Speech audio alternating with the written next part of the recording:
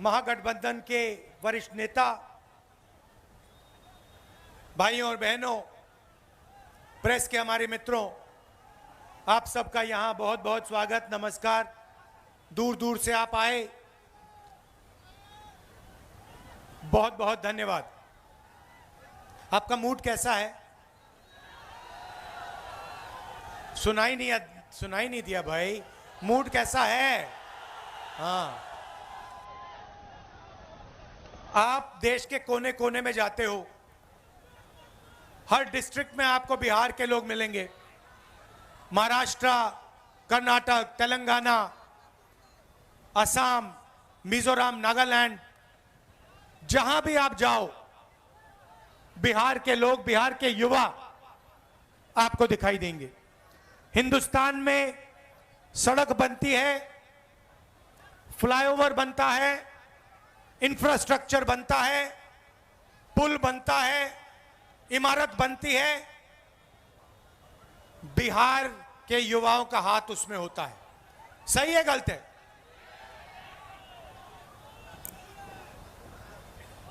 आप में कोई कमी नहीं है, डायनामिज्म है, क्षमता है, ऊर्जा है।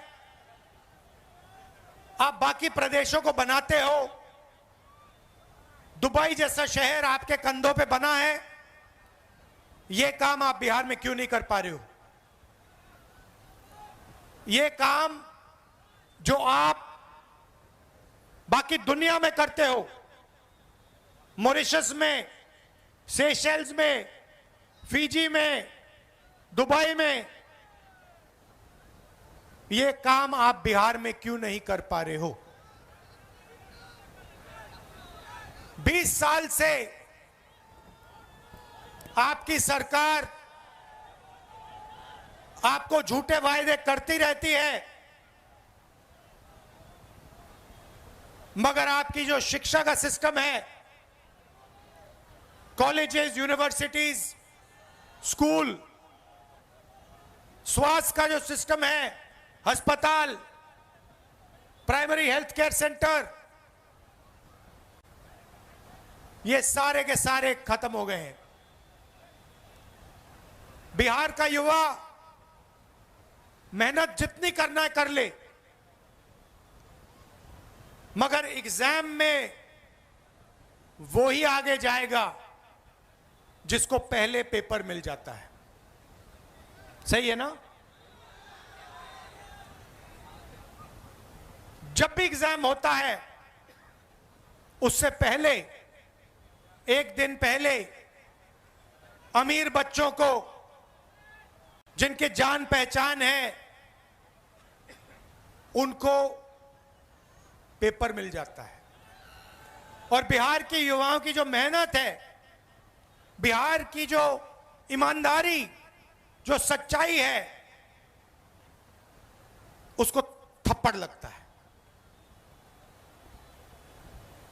यह आपके साथ हर रोज हो रहा है। अभी तेजस्वी जी ने कहा, अमित शाह ने कहा कि जमीन की कमी है। कहा ना? अच्छा बताओ भैया, जमीन की कमी है तो अदानी को 1 रुपए में कौन सी जमीन दी जा रही है? क्या वो बिहारी जमीन नहीं है क्या? कि वो किसान, बिहार के किसान की जमीन नहीं है क्या? जब अंबानी अदानी को जमीन देनी होती है तो जमीन मिल जाती है। जब किसान से जमीन छीननी होती है, 2 मिनट में इनको जमीन मिल जाती है। मगर जब किसान कहता है कि मेरे बच्चे को सपना देखना है, रोजगार का सपना देखना है, मेरे बच्चे को बिजनेस चलाना है, कारखाना खोलना है, फैक्ट्री खोलनी है, तो अमित शाह कहते हैं भैया बिहार में जमीन नहीं। धारावी में मैं गया, आपके लोग रहते हैं, बिहार के लोग रहते हैं, छोटा व्यापार करते हैं, बिजनेस करते हैं। लाखों करोड़ रुपए की जमीन है, वो सारी की सारी जमीन छीनकर अदानी को दी जा रही है। सारी की सारी जमीन, धारावी की जमीन अदानी जी को डेवलप करने के लिए दी जा रही है। इसे ये विकास कहते हैं। जो भी अदानी और अंबानी को दिया जाता है उसे विकास कहा जाता है। उनका जितना कर्जा माफ करना है करा देंगे। बिहार के किसानों का कर्जा माफ किया, बिहार के किसान को सही रेट दिया ना,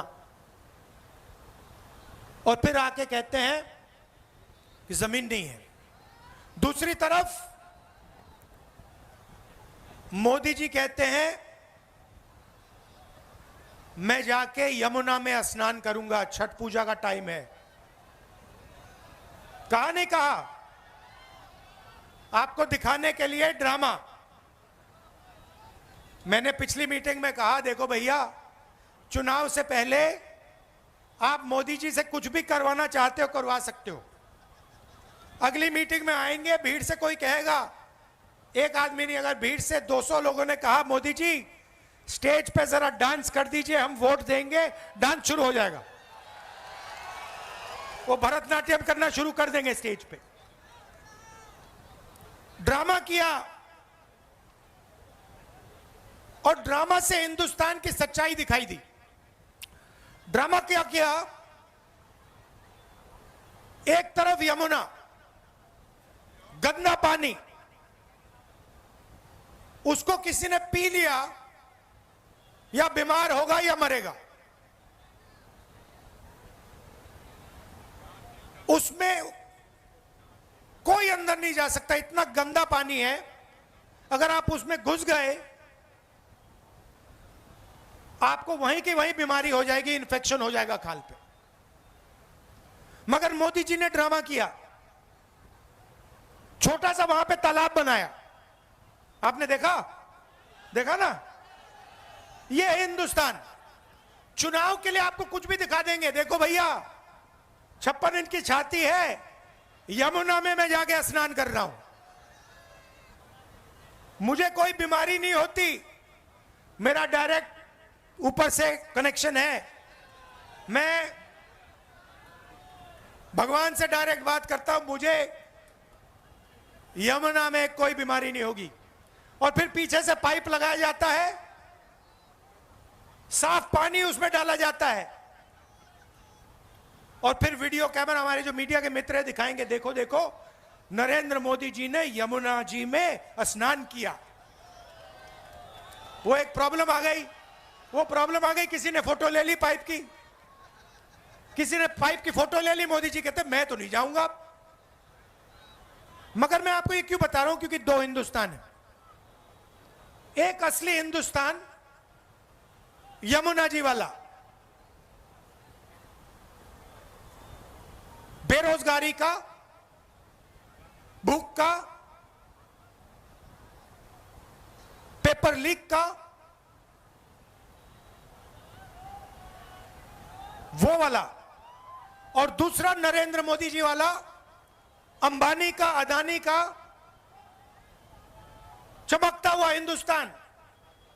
और फिर मोदी जी आते हैं, कहते हैं आपको कि भैया देखो बिहार के युवाओं, आजकल आप रील देखते हो, बीजेपी ने डेटा को इतना कम पैसे पे दिया है, इतना दाम कम कर दिया है कि बिहार का हर युवा इंस्टाग्राम की रील देख सकता है, फेसबुक पे जा सकता है, ट्विटर पे जा सकता है। मोदी जी आप ये भी बता दीजिए कि आपने अंबानी जी को जियो का लाइसेंस देकर कितना पैसा दिया है। आप ये भी बता दीजिए कि ये डेटा फ्री में नहीं दिया जा रहा है, ये डेटा बिहार की जनता अपना पैसा देकर खरीदती है और पैसा अंबानी जी की जेब में जाता है। ये आपने अपने भाषण में क्यों नहीं बताया? तो ड्रामा चल रहा है। एक तरफ नोटबंदी, बिहार के छोटे छोटे व्यापारियों को खत्म कर दिया, गलत जीएसटी लागू कर दी, फिर 5-6 साल बाद बोलते हैं देखो भैया अब मैं आपको दिवाली का गिफ्ट दूंगा, जीएसटी को कम करूंगा। 5 साल आपने, 7 साल आपने खून चूसा और फिर आप कहते हो कि दिवाली का तोहफा दूंगा। बिहार के युवाओं से कहते हो कि देखो हमने आपको कम रेट में डेटा दिया, मगर बिहार के युवाओं से आप यह नहीं कहते हो कि आप 24 घंटा इंस्टाग्राम पे इसलिए हो क्योंकि हमने आपको नौकरी नहीं दी, मोदी सरकार ने, निजी सरकार ने नौकरी नहीं दी। क्या आप क्या सोचते हो? आपका प्रधानमंत्री, हमारा प्रधानमंत्री कह रहा है कि बिहार के युवाओं को बहुत फायदा दिलवाया, आप जितना टाइम इंस्टाग्राम पे रहना चाहते हो रह सकते हो। क्या सोचते हो कि बिहार के युवा को इंस्टाग्राम से फायदा हो रहा है क्या? फेसबुक पे बैठकर रील देखकर बिहार की प्रगति हो रही है क्या? नहीं, इनको देना पड़ रहा है, क्योंकि अगर आप, इन्होंने आपका टाइम जाया नहीं किया, इंस्टाग्राम पे आपको नहीं रखा, फेसबुक के आपको नहीं रखा, तो आप प्रधानमंत्री जी के घर के सामने, नीतीश जी के घर के सामने पहुंच जाओगे और कहोगे भैया हमें रोजगार दो। तो ये आपको गुमराया जा रहा है, आपको सपना दिखाया जा रहा है, रील में कुछ है नहीं आपके लिए। 1-2 लोग इंस्टाग्राम बने, इन्फ्लुएंसर बनेंगे, 1-2 लोग इन्फ्लुएंसर बनेंगे और फिर 1-2 साल बाद वो भी बेरोजगारी में डूब जाएंगे। सच्चाई ये है कि पूरी की पूरी सरकार, चाहे वो मोदी जी की हो, नीतीश जी की हो, ये 2-3 अरबपतियों के लिए चलाई जा रही है और इसमें किसान भूखा मर जाए, युवा एग्जाम पास करे ना करे, बेरोजगार रह जाए, कोई अस्पताल में मर जाए, इनको कोई फर्क नहीं पड़ता। इनको सिर्फ आपकी जमीन चाहिए, आपका पैसा चाहिए और आपका भविष्य चाहिए। और आजकल नई चीज चली है, ये जो भी आपको मिला है, ये चुनाव हो रहा है ना, यहां पे बिहार में चुनाव हो रहा है ना, तेजस्वी जी को चीफ मिनिस्टर चुना जा रहा है ना, चुना जा रहा है ना, ये पूरा चल रहा है। ये क्यों चल रहा है? ये इसके कारण चल रहा है, ये संविधान के कारण चल रहा है। इसके पहले, संविधान के पहले यहां कोई चुनाव नहीं होते थे, यहां पे कोई भाषण नहीं होते थे, यहां पे जो भी राजा महाराजाओं को चाहिए होता था वो होता था। उनको किसी की जमीन चाहिए, जमीन ले लेते थे। ये पूरा का पूरा ढांचा जो हिंदुस्तान में बना है, लोकतंत्र का ढांचा, ये अंबेडकर जी, गांधी जी के संविधान के कारण बना है। आप मत सोचिए आरएसएस और बीजेपी इस पर आक्रमण कर रहा है। जब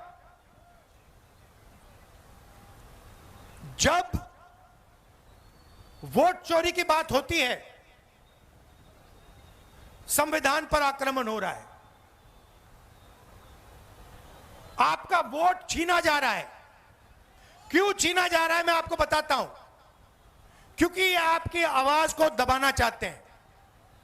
ये पिछड़ों की आवाज, दलितों की आवाज, ईबीसी की आवाज, माइनॉरिटीज की आवाज, गरीब जनरल कास्ट, किसान मजदूर की आवाज को दबाना चाहते हैं। ये एक बार फिर आजादी के पहले समय में जाना चाहते हैं। 2-3 लोग चलाएं देश को,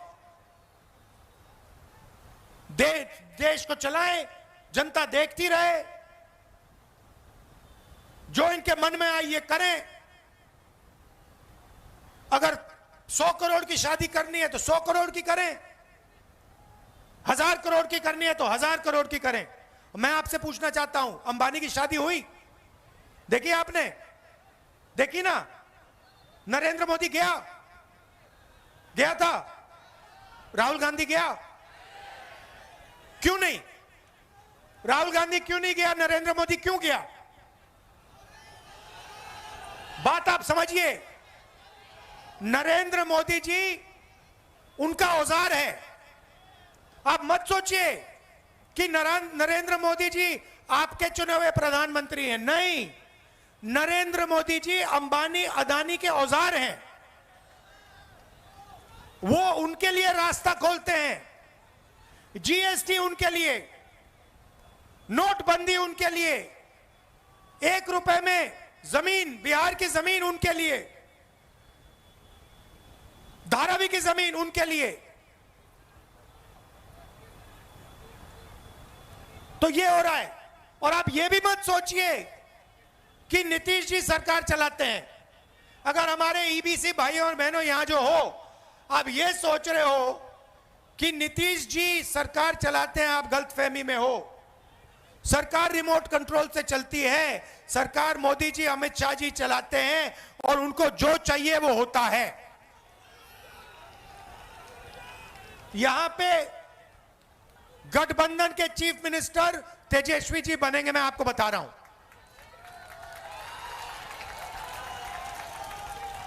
और जो सरकार बनेगी, महागठबंधन की सरकार जो बनेगी, ये आप अच्छी तरह सुनिए, ये हर जात की, हर धर्म की सरकार होगी। इसमें हर जात के लिए, हर धर्म के लिए जगह होगी और इज्जत होगी। चाहे ईबीसी हो, पिछड़ा वर्ग हो, दलित हो, महादलित हो, माइनॉरिटी हो, गरीब जनरल कास्ट के लोग हो, ये सबकी सरकार बनेगी। और इसका काम बिहार को एक बार फिर विकास की पटरी पर लाने का होगा। हमने अति पिछड़ों के लिए, ईबीसी वर्ग के लिए हमने स्पेशल मैनिफेस्टो बनाया है। हमारी गारंटी है, उसे हम पूरा करके लागू करके दिखाएंगे। बिहार पहले सिर्फ हिंदुस्तान का सेंटर नहीं हुआ करता था। आपने देखा होगा, जापान से, कोरिया से, सिंगापुर से, चाइना से टूरिस्ट आते हैं। देखा आपने? बिहार में देखा आपने? आते हैं। क्यों आते हैं? क्योंकि इनका जो धर्म है वो आपने दिया है। बुद्ध भगवान ने इनका धर्म इनको दिया है, बिहार ने इनका धर्म इनको दिया है, इसलिए ये यहां आते हैं। एक समय हुआ करता था जब दुनिया की सबसे बेहतर यूनिवर्सिटी नालंदा यूनिवर्सिटी बिहार में हुआ करती थी। पूरी दुनिया से लोग आते थे, जापान से, चाइना से, यूरोप से आते थे, बिहार में आते थे। यह हमारा लक्ष्य है कि एक बार फिर बिहार सिर्फ हिंदुस्तान का सेंटर नहीं बने, बिहार इंटरनेशनल सेंटर बने। आजकल आप फोन देखते हो, कैमरा देखते हो, शर्ट पैंट देखते हो, उसके पीछे लिखा है मेड इन चाइना। देखा आपने? हम चाहते हैं कि मेड इन बिहार उन शर्ट के पीछे, कैमरा के पीछे, सेल फोन के पीछे लिखा है। यह काम ना नीतीश जी कर सकते हैं, ना मोदी जी कर सकते हैं। मोदी जी तो ट्रंप से डरते हैं। मोदी जी तो ट्रंप से डरते हैं। 50 बार सुनो, 50 बार अमेरिका के राष्ट्रपति ने बोला है कि मैंने नरेंद्र मोदी को डराकर ऑपरेशन सिंदूर बंद कराया। 50 बार बोला है। नरेंद्र मोदी के मुंह से चू तक नहीं निकला। उनका अपमान हर रोज ट्रंप कर रहा है। हर रोज अलग अलग देश में जाके वो उसका अपमान कर रहा है। ट्रंप कहता है कि नरेंद्र मोदी में दम नहीं है। नरेंद्र मोदी को सामने, अपने सामने मैंने झुका दिया। नरेंद्र मोदी के मुंह से चू तक नहीं निकलती। नरेंद्र मोदी जी ने एक बार यह नहीं कहा कि डोनाल्ड ट्रंप उल्टी सीधी बात कर रहा है, झूठ बोल रहा है। ऐसा आदमी बिहार में विकास कभी नहीं ला सकता। जिसमें इतनी शक्ति नहीं है कि अमेरिका के राष्ट्रपति को कह दे कि भैया आप झूठ बोल रहे हो। मुंह पे अगर जो नहीं कह सकता है वो बिहार में कुछ नहीं कर सकता। 1971 के बांग्लादेश लड़ाई में इंदिरा गांधी ने कह दिया था अमेरिका के राष्ट्रपति से, साफ कह दिया था, हम तुमसे नहीं डरते। प्रधानमंत्री का वो मतलब होता है। 50 बार डोनाल्ड ट्रंप ने कहा है कि भैया नरेंद्र मोदी को तो मैंने डरा दिया। 50 बार, एक बार नहीं, दो बार नहीं, आज बोला फिर से कि मैंने नरेंद्र मोदी को फोन लगाया और कहा कि भैया ऑपरेशन सिंदूर को रोको, और ऑपरेशन सिंदूर रुक गया। उसने बोला है 50 बार। हमारी सेना के बारे में बोल रहा है, हमारी वायु सेना के बारे में बोल रहा है, और हमारे प्रधानमंत्री ये नहीं कह सकते हैं कि नहीं ये सच नहीं है, तुम झूठ बोल रहे हो। दम नहीं है। मैं चैलेंज करता हूं नरेंद्र मोदी को कि आज जब वो बिहार आए कह दें कि डोनाल्ड ट्रंप झूठ बोल रहा है। चैलेंज करता हूं, नहीं कर सकता, दम नहीं है। बिहार को नहीं बदल सकते। इसीलिए भाई और बहनों, वोट चोरी को रोकना है। वोट चोरी को रोकना है, संविधान को बचाना है। सारे के सारे वो लोग अपना वोट डालो, और अगर पोलिंग बूथ में बीजेपी के लोगों ने वोट चोरी करने की कोशिश की तो उनको पकड़ो और उनको रोको। भाई और बहनों, महाराष्ट्र का चुनाव इन्होंने चोरी किया है, हरियाणा का चुनाव इन्होंने चोरी किया है, और ये बिहार का चुनाव चोरी करने की कोशिश कर रहे हैं। हम सबको मिलकर ये चोरी रोकनी है, संविधान की रक्षा करनी है, अंबेडकर जी के संविधान की रक्षा करनी है। और भाइयों और बहनों, हमारा लक्ष्य है कि अगले 10 साल में बिहार में सबसे अच्छे कॉलेजेस, यूनिवर्सिटी और स्कूल खुले, कि आपको शिक्षा के लिए बाकी प्रदेशों में नहीं जाना पड़े। ये जो पेपर लीक की जो कहानी है इसको नहीं सहना पड़े, और आपके जो अस्पताल हैं जिनमें आप जीने के लिए नहीं मरने के लिए जाते हो, जीने के लिए नहीं मरने के लिए आप अस्पताल में जाते हो, ऐसे अस्पतालों को बंद किया जाए और अच्छे अस्पताल आपके लिए खोले जाएं। ये हमारा लक्ष्य। और जो छोटे व्यापारी हैं, मेड इन बिहार कौन करेगा? अंबानी अदानी नहीं करेंगे, बिहार के युवा करेंगे। कैसे करेंगे? जब छोटे बिजनेसेस की मदद की जाएगी, जब स्मॉल एंड मीडियम बिजनेसेस की मदद की जाएगी, जब बैंक के दरवाजे छोटे व्यापारियों के लिए खोलेंगे, तब बिहार में मेड इन बिहार होगा। तो ये हमारी कोशिश होगी। आपने इतना प्यार दिया, आप दूर दूर से आए, इसके लिए दिल से आपको धन्यवाद करता हूं। महागठबंधन को जिताइए, भारी बहुमत से जिताइए। नमस्कार, जय हिंद, धन्यवाद।